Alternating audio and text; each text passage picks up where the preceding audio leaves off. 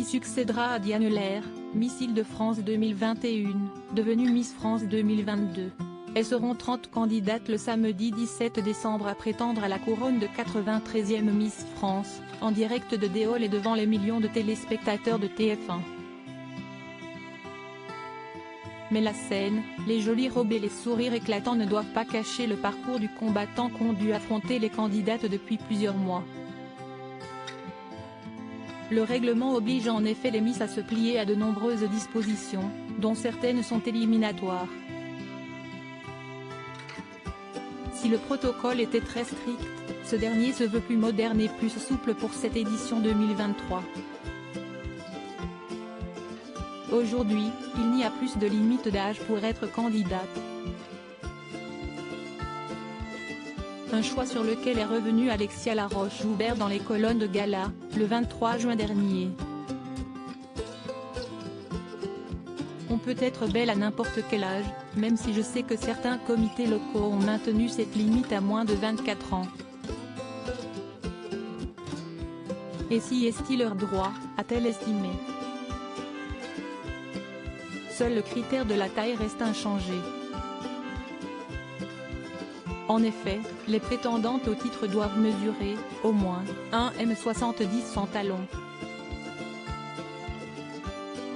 Supérieur à Miss France 2023, découvrez les 30 Miss régionales et savoir été élues régulièrement pour accéder à l'élection nationale du concours Miss France. Les 30 candidates ont dû d'abord passer par une ou plusieurs élections régionales.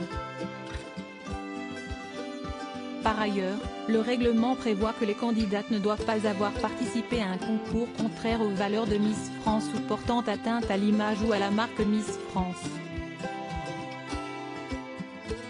Les tatouages et les piercings tolérés alors qu'il était totalement proscrit, les piercings discrets et les tatouages sont dorénavant tolérés. En effet, les participantes peuvent être tatouées, et ce, même si la pièce en question mesure plus de 3 cm. Ce n'est plus un problème.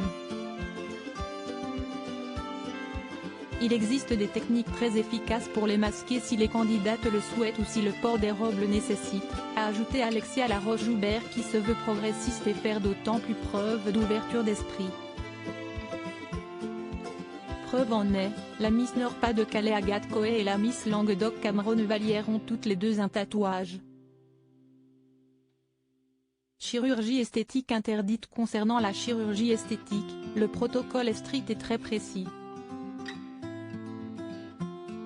Comme le stipule l'article 2, les jeunes femmes qui seraient tentées par l'aventure Miss France ne doivent pas avoir eu recours à la chirurgie plastique. Le règlement précise toutefois que la chirurgie réparatrice, nécessaire après un accident par exemple, est autorisée. Auprès de Gala, en novembre 2019, l'ancienne patronne des Miss assurait ne pas vouloir revenir sur sa décision. On n'est pas dans la course au tuning. Ce sont les défauts qui font la beauté d'une femme et la perfection est ennuyeuse, avait estimé celle qui va remettre le flambeau à sa successeur Cindy Fabre le soir de l'élection de Miss France 2023. Un discours on ne peut plus clair qui a également été tenu lors d'une conférence de presse organisée le 18 novembre dernier. Pas de condamnation. Là encore le règlement est strict, les candidates ne doivent faire l'objet ou n'avoir fait l'objet d'aucune poursuite ou condamnation pénale. Et plus généralement, elles ne doivent pas avoir un comportement ou une moralité contraire à l'ordre public ou aux valeurs de Miss France, ce qui laisse la porte ouverte à de nombreuses interprétations. Nudité interdite. Attention, point sensible. Les candidates ne doivent pas avoir participé à des séances photos ou vidéos susceptibles de permettre une exploitation auprès du public d'images représentant la candidate sans sous-vêtements ou vêtements laissant intentionnellement apparaître des parties intimes, prévoit le règlement, encore plus dans un contexte à caractère érotique ou pornographique. Une disposition qui a entraîné plusieurs disqualifications dans le passé, notamment avec Miss France 1983, Isabelle Turcot et Miss France 1985, Isabelle Chaudieu. Plus récemment, Valérie Bègue, Miss France 2008, était apparue sur des photos très osées, notamment une où elle léchait du lait. Si Geneviève de Fontenay avait milité pour sa destitution, Valérie Bègue avait simplement été privée de concours internationaux au profit de sa dauphine. L'année d'après, c'est Kelly Bochenko qui avait perdu son titre de Miss Paris après avoir posé, en flirtant avec le X, dans Entrevue. Les Miss peuvent être en couple si le célibat a longtemps été exigé, ceci n'est aujourd'hui plus le cas. En effet, les candidates peuvent être passées ou bien mariées. Autre grande nouveauté, les mères de famille ne sont plus bannies du concours.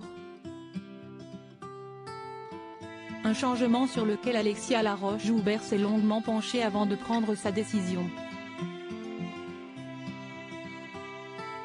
C'était le point qui était le plus complexe pour moi, a-t-elle admis auprès de nos confrères de TF1, le 21 juin 2022.